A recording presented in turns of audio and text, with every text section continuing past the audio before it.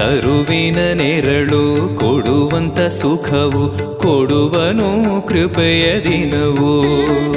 ಸ್ಥಿರ ಇರುವ ಮನ ಎನಗಿರಲಿ ಶರಣಾಗತಿ ಎಂದು ಬರಲಿ.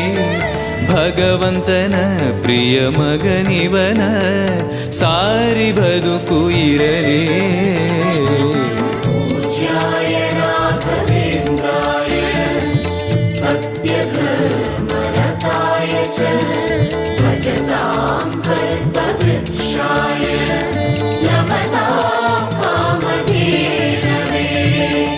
ಆಲಯವೆಂದರೆ ಮಂತ್ರಾಲಯವೇ ಬೇರೆ ನಾ ಅರಿಯಲಾರೆ. ರಾಜನು ಎಂದರೆ ಶ್ರೀ ಗುರುರಾಜನೇ ಮತ್ತು ನಾ ತಿಳಿಯಲಾರೆ. ಆಲಯವೆಂದರೆ ಮಂತ್ರಾಲಯವೇ